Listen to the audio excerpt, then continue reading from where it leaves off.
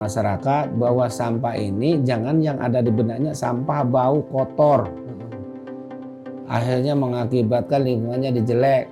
Sekarang harusnya gitu kan, kalau disosialisasi dengan baik, masyarakat bisa melihat perkembangan kemajuan zaman untuk pengelolaan sampah ini jauh lebih baik, harusnya itu menjadikan bahan pertimbangan. Tapi saya yakin lah bahwa masyarakat kita, masyarakat Serang, masyarakat Banten, Lebak, Pandeglang gitu kan, akan menyadari juga gitu kan bahwa sesungguhnya ditentukan menjadi tempat pengolahan sampah ini bukan sesuatu yang jelek, sesuatu yang buruk. Tapi nggak ada sanksi yang mengatur atau kurang keras? Ya sanksi ada, cuman ya agak kurang menggigit aja gitu. Ini akan lebih keras ini sanksinya. Ini akan lebih menggigit karena persoalannya semakin kompleks. Semakin penduduk padat, semakin juga banyak lingkungan-lingkungan yang terganggu. Ya kita harus betul-betul strict di situ. Dan penegakannya juga nanti lewat pemerintah daerah harus betul-betul ada gitu. Jangan sampai kita buat perda ada sanksinya, tapi penegakannya minim.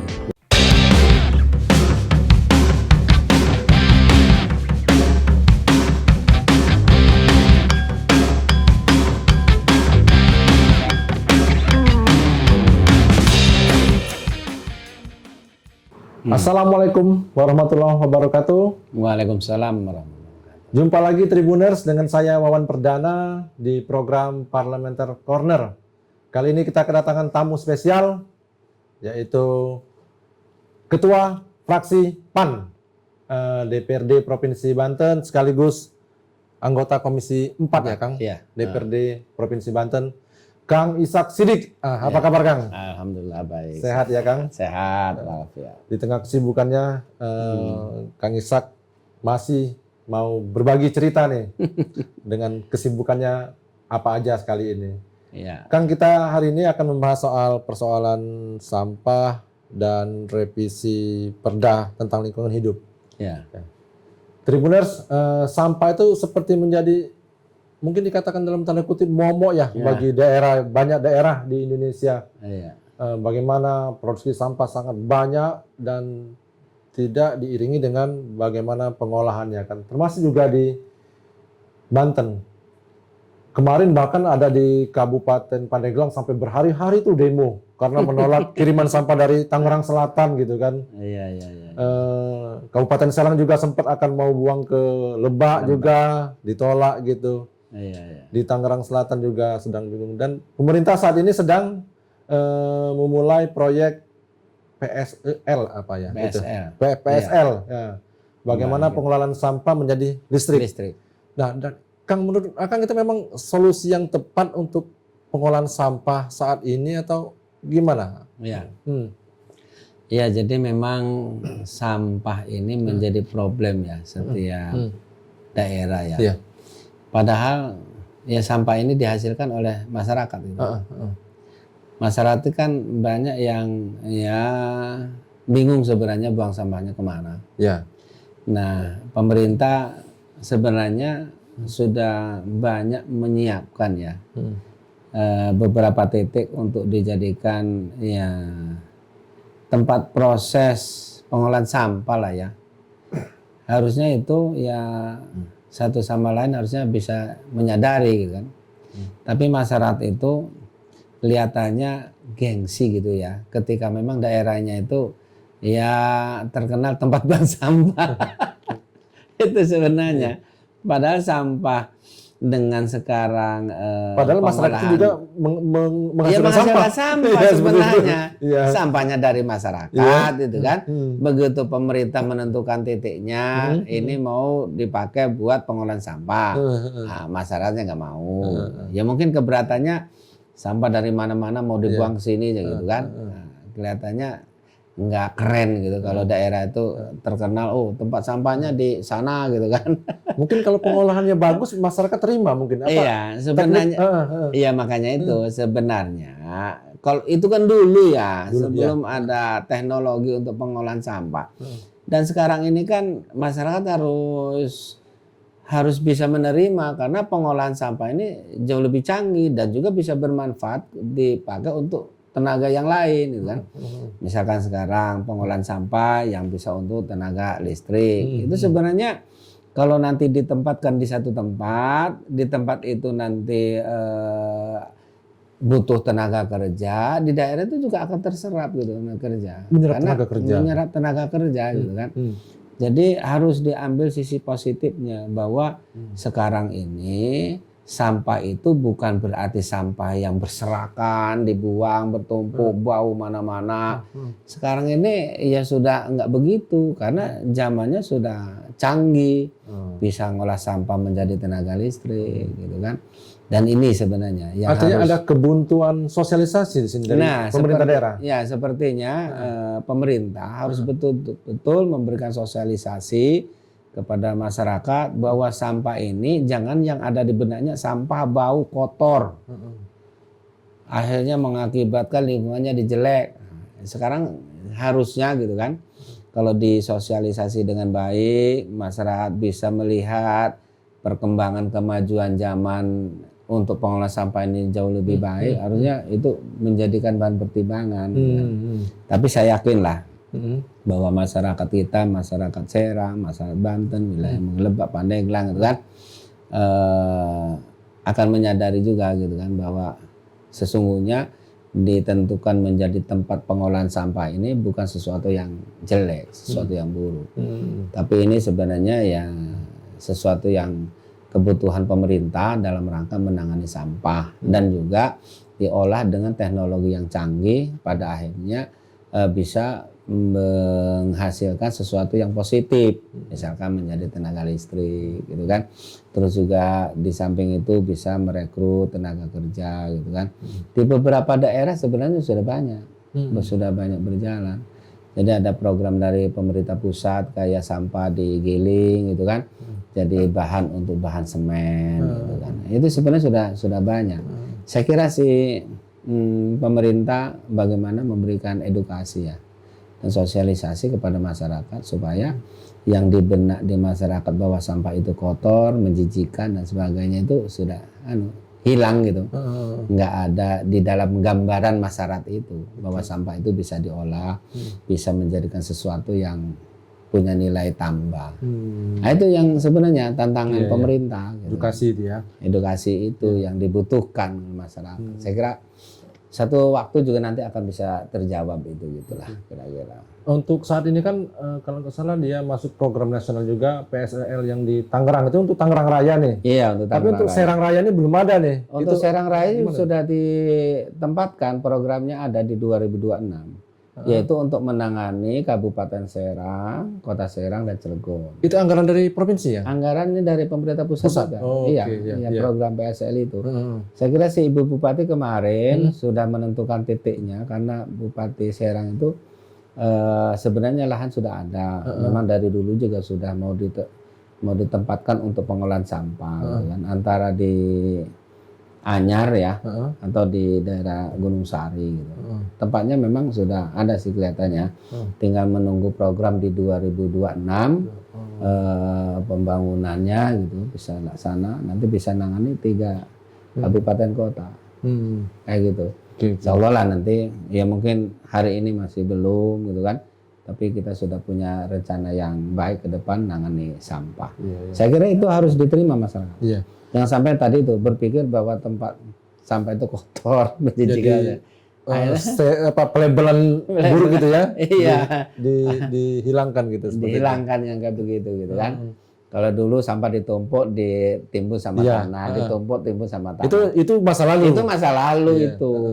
Mungkin mengakibatkan ya bau kemana-mana. Tapi sekarang sudah ditempatkan, terus juga diolah gitu kan.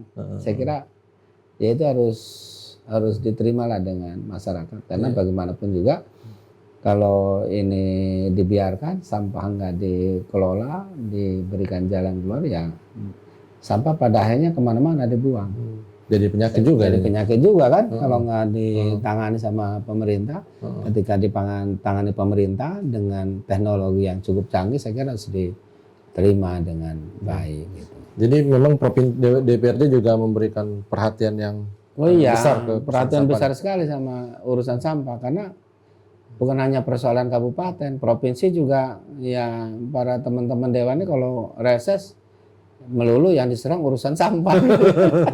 Ini sampah gimana Pak numpuk begini kan? Iya, iya. Ya sekalipun memang urusannya lebih kepada kabupaten Iya. kota ya, tapi kan kita juga di provinsi ikut menangani, membagi supaya semuanya bisa teratasi gitu kan.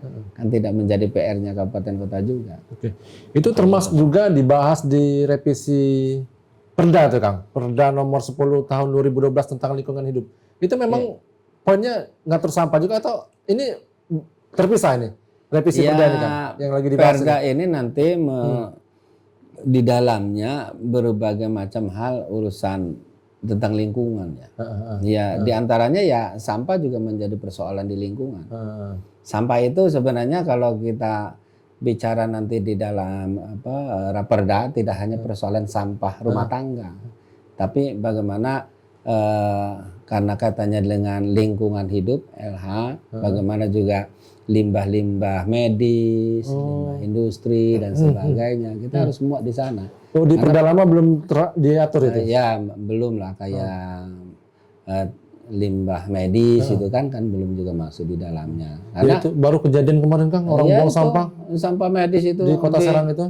Dihampar di kebonan itu kan. Kabarnya juga dari luar provinsi juga ada katanya gitu. Nah ya itu dia ada juga yang mungkin itu dianggap nggak ada orang kebon main buang aja itu kan berbahaya gitu kan. Ada mungkin ya bekas penyakit segala macam. Jadi Raperda itu selain sampah medis apalagi jadi titik tekan untuk revisi Raperda ini? Ya di antara limbah medis, limbah rumah tangga, industri dan sebagainya seperti itu kita coba masukkan di dalam isi Raperda itu supaya Raperda ini mengatur terhadap semuanya gitu tentang urusan lingkungan. Ini inisiatif dari DPRD ya Kang Raperda ini? Ya sebenarnya sebelumnya kan ada ya perda itu gitu kan karena memang sudah tidak mengikuti perkembangan lah ya. Maka di DPRD di Bapemperda mengevaluasi perda itu untuk dibahas kembali, diperbaharui mana-mana yang belum ada kita masukkan di situ supaya lebih lengkap gitu kan untuk menangani urusan lingkungan. Ini sudah tahap apa sekarang dari? Ya kemarin sih baru ekspos dari kajian dari akademisi ya. Ekspos kemarin menyampaikan bahwa memang dari kajian akademisi itu begini. Gitu. Nanti setelahnya itu baru kita akan bedah semuanya gitu. Termasuk di Perda lama itu nggak ada sanksi yang mengatur atau kurang keras?